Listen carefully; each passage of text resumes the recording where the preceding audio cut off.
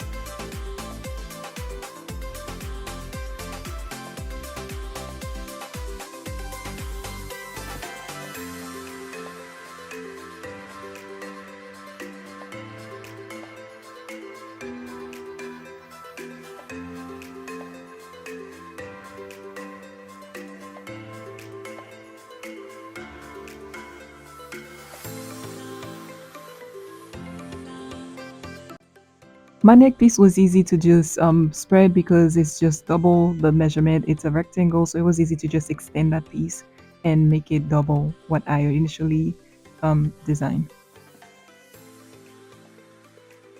This opening at the back, I just knew I needed an opening at the back for the neck, but I had no idea what I was going to do with it really. So you will see how that turned out later on.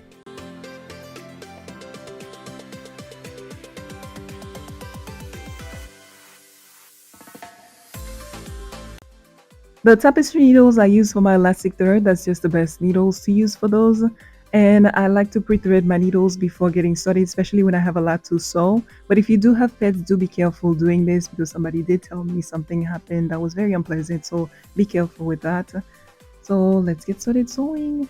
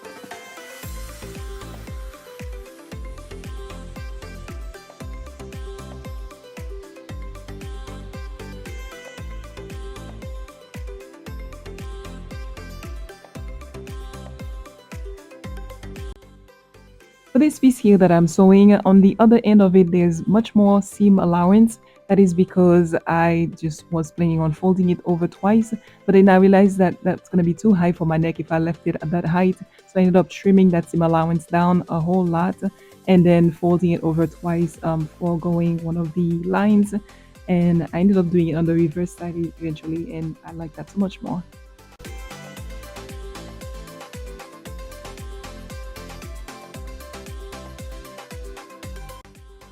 When this was all done, I had 20 lines at the back and 19 lines on the front. So in total, 39 lines for the front and back and 6 lines to sew for the neck. So in total, 45 lines.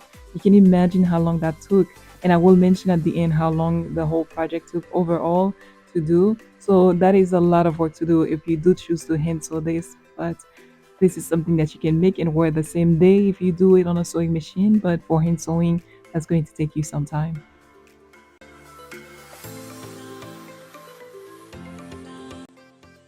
So the elastics, I cut half of my waist plus 3 inches for all of my body pieces. And then for my neck, I measure my actual neck round measurement, not the base of my neck round. And I added 3 inches to that and cut the 6 pieces I needed. And the reason why I added 3 inches is just for 1.5 inches for me to tie when I'm starting, and then 1.5 inches for me to tie at the end when I'm done sewing or weaving it through. So that's why I added the 3 inches to this. I feel like it's comparable to sewing machine because you would backstitch, you would leave some at the end, and 1.5 inches is not that much, honestly. When you do put it all together, it is a lot, but I feel like that's the same thing you would lose with a sewing machine as well. So yeah.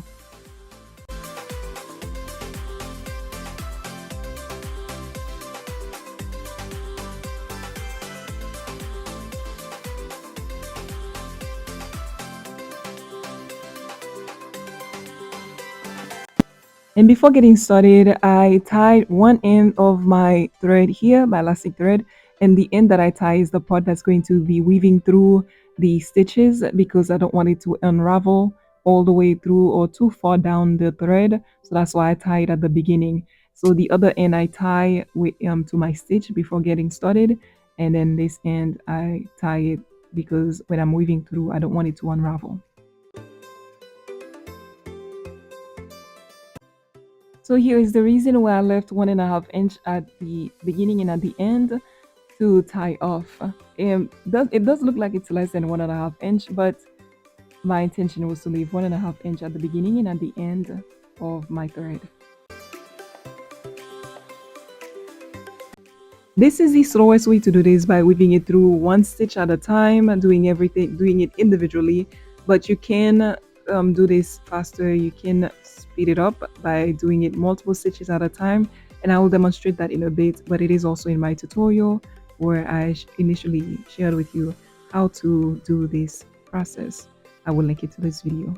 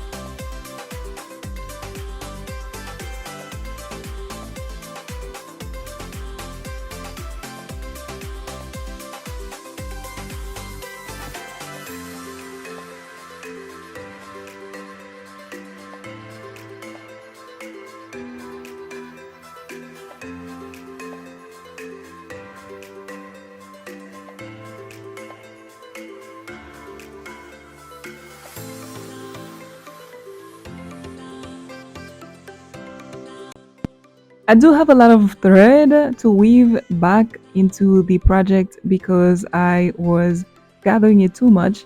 You don't have to do it that way. You can slowly gather it, and then at the end, you'll be able to pull enough to tie it and then weave it back in um, much faster.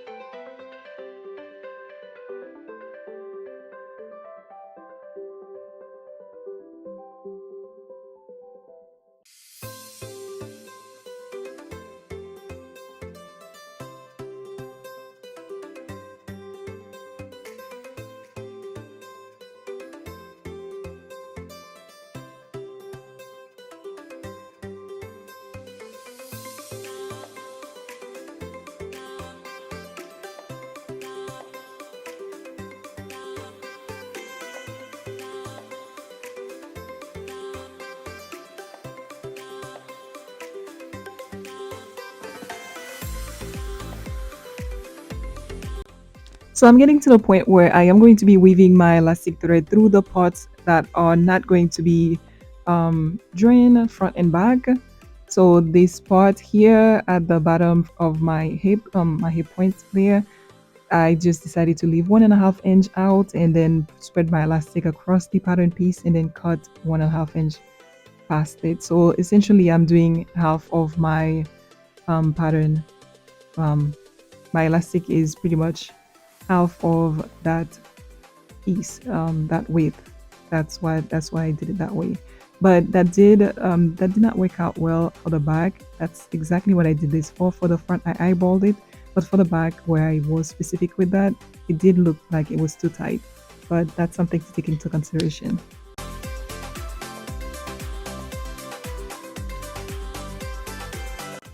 So for this part here, my shoulder, I was concerned at first because I realized that it was not even double the length of my shoulder, my fabric that is, my pattern piece that I cut out.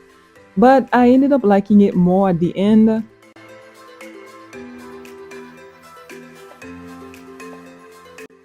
To create my gathers, I use 2 rows of the running stitch. That's how I create the gathers, and I leave knots at the end of all my threads. I just like to do it that way.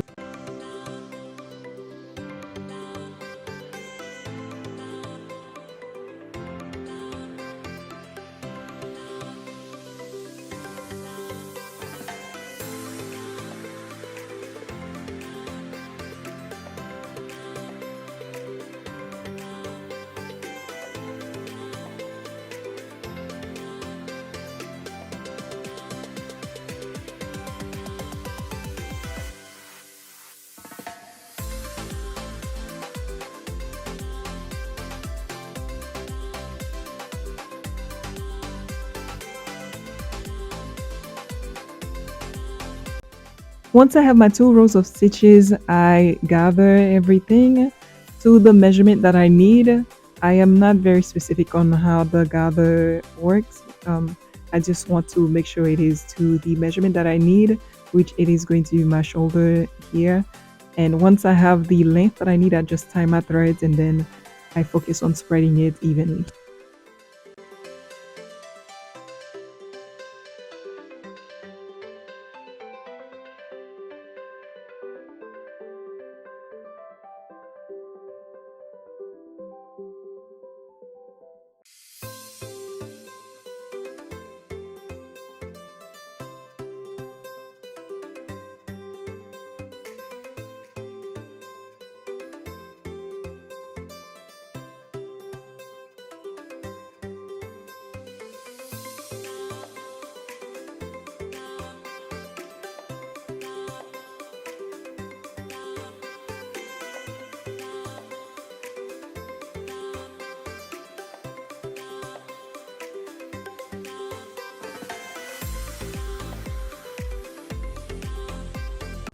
So before I sew my shoulders together, I decided I want to cut out my bias tip because I want to do bias binding to just make the inside look neat.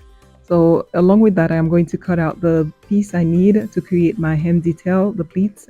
So to do that, I put my pieces together to make sure that the hem, the bottom is the same. There is about 1/8 of an inch in difference, but that's fine with me. So I measure one of the pieces and then I rounded that to 10 inches. That's what I have just for 1/4 of my pattern here. So therefore multiply that by 4, that's 40 inches total I need to get a round that is not pleated. So to create some decent pleats, I need that to be at least 1.5 of the measurement, or like double the measurement would be nice. It would be a decent amount of pleats, but I aim for the 1.5 because I didn't have enough fabric to do double that and then get my bias tape. So I just aim for 1.5. That's what I did. So my width here, I determined that my finished hem detail, it would be 1.5 inches folded. So I decided that my width on here, it would be 3 inches and 1 inch for seam allowance. So I will be using a half an inch seam allowance on each side. So that's why I have a total of 4 inch in width here. So when it's folded, I have 2 inches in using the half-inch seam allowance. So that's what I have here.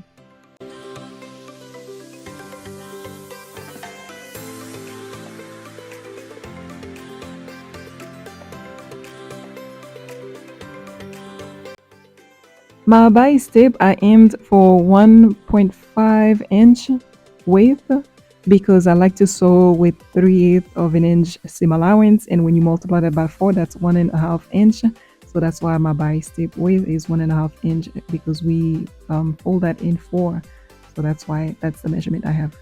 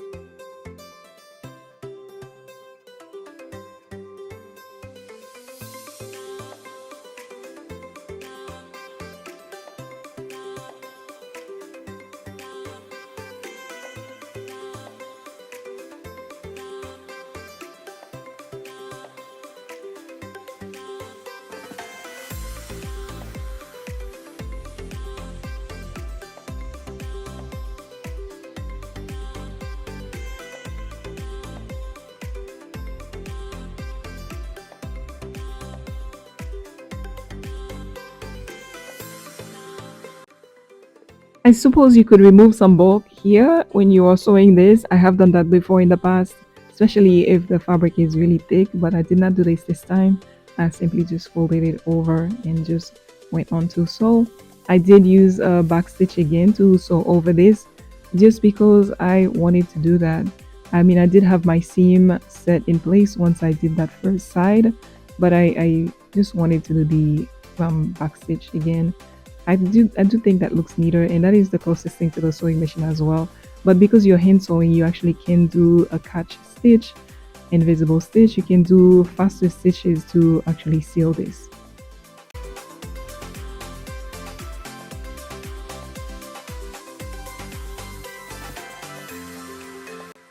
So I guess this is one reason why I like to tie a knot at the end of my thread when I'm doing the gathered stitches, because it makes it so easy to pull out at the end. If you do need to pull it out because you may have sewn your project in a way that it conceals the gathered the thread that you used to gather. So yeah.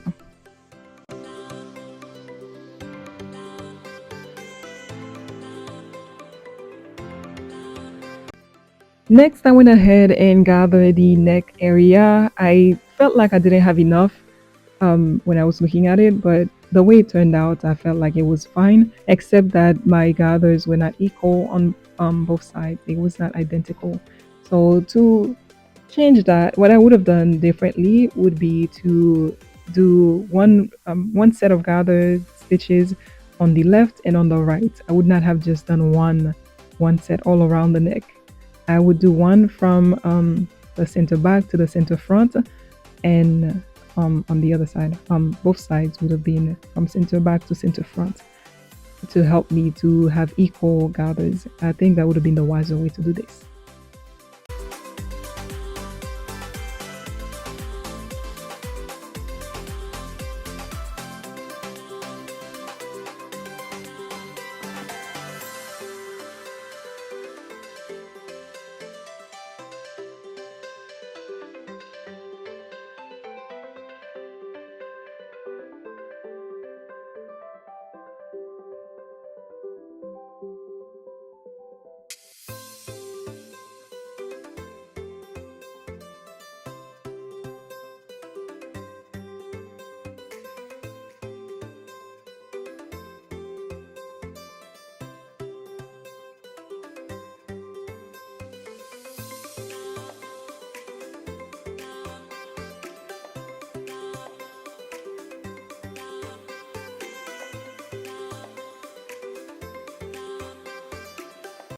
Out of all the steps for this project, the most challenging step was attaching the neckband to the neck curve.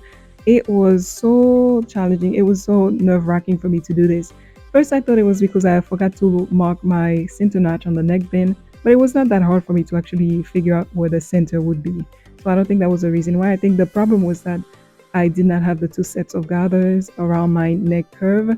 That was the main reason why, because I was then too nervous to mess up the gathers. And because my neck band is actually smaller than the neck curve, I had to stretch it to make it fit. So it just caused more problem because I, it was just hard for me to maintain the even gathers around the neck curve with me having to stretch the neckband. So um, next time, if I had to do this again, I would just make sure I create two sets of gathers around the neck curve. But yeah, I made it through. I survived it. I lived and learned. So yeah. As you can see, I sewed from the gathered part, from the gathered side. It was just easier for me to do it this way than to do it from the shirred side.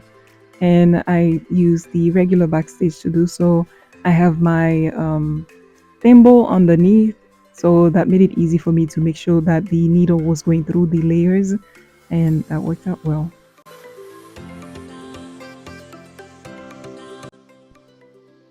So here where I turn the fabric over, you can see one side of the front has more gathers than the other, but it is what it is. I was not going to undo it. That, and really, it would not be that hard to actually undo and redo this, but not after all that work.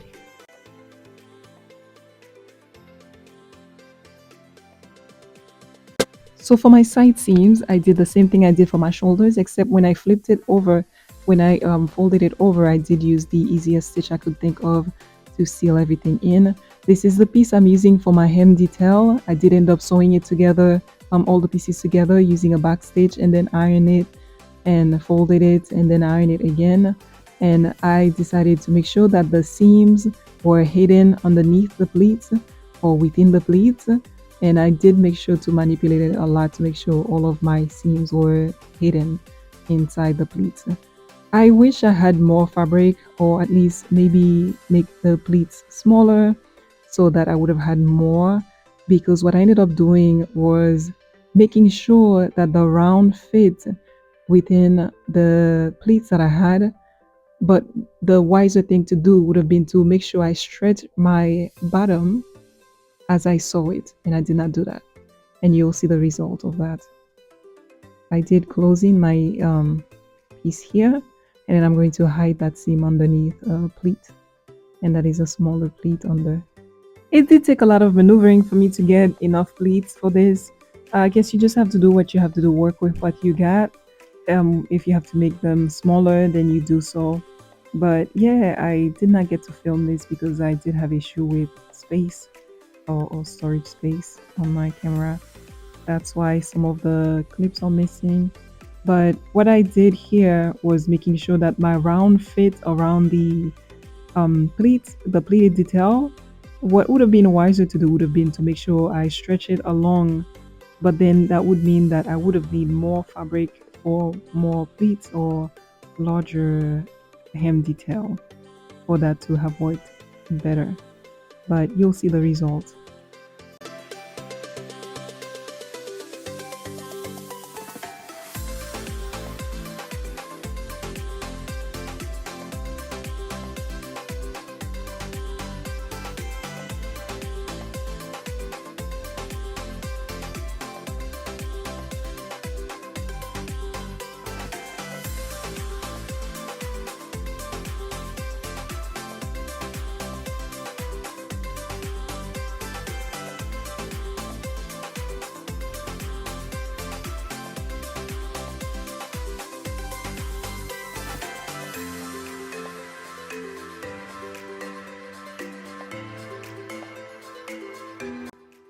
So after pinning everything, pinning my bodice to the hem detail, I went ahead and used a back stitch to attach it together.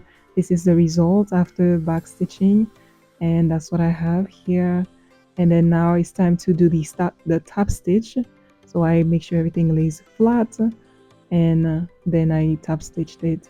I was going to trim it. I did start trimming some of the excess from the shirred part, but then I thought about how the elastic end, I may end up cutting the part that I tied, and that could end up really bad eventually. So I stopped doing that.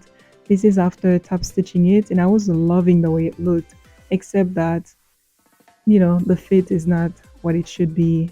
And of course, you can tell from the front part that the gathers should have been spread out instead of fitting it to the pleats that I had. I should have had more pleats. So yeah, and it's not that hard to fit over my head because of the way the hem is shaped. I still am able to fit it over my head. So for the closing, for the back closure, that slit that I left open at the back, I am using my bias strip and folded it in half. I'm going to iron it and then pin it, and I'm just gonna do some sort of a placket type of closure. That's what I ended up doing, and I just had to make it work.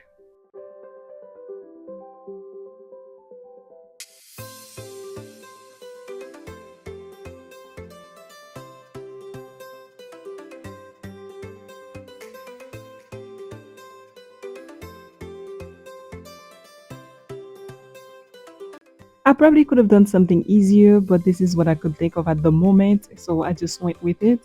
I did the placket style and then used sew-on snaps to finish a closure. You can see at the back, my gathers should have been more towards the center.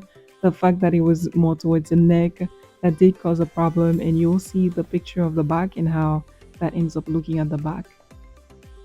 I picked this project because I just thought it would be an easy, beginner friendly project to make for hand sewing. Maybe the details of hand sewing would have been more advanced, especially with the shirring. But I do have all tutorials that can help you to do everything that I showed you here. But the reason why I picked it is because I thought it would be easy to do the pattern and everything. But of course, it's not that hard, but I could have done better. I should have calculated things better. But this is the result. I do think it looks neat overall, but my fit, you can see at my hip or belly area where the tightness came in because of miscalculation or just not having enough fabric really to do what I would have wanted to do. Also at the back, you can see the gathers at the top. That is a mess. And I do have a sway back. I did not accommodate that. That's a problem here. So yeah, there's a lot of issues going on, but I worked so hard on this. I spent so much time working on this. I'm just gonna act like there's no issue with it. This is the inspiration. I do like the way my shoulder part turns out better than the inspiration. I think the fullness at her breast area is different than mine because I did mine right under my underbust. I started right at my underbust versus leaving maybe half an inch in space. That would have been helpful. But you can see the pleated area is different because, of course, hers, it looks like they even everything out versus me. I try to make my gathers or my shirt part fit into the amount of fabric that I had for my pleats. Overall, the purpose was to share that you can do anything with hand sewing. You can make different types of clothes with hand sewing, and I feel like that worked. My purpose was fulfilled. However, I could have done better with the project that I chose. But that is it for this video. Thank you for watching. Until next time, bye.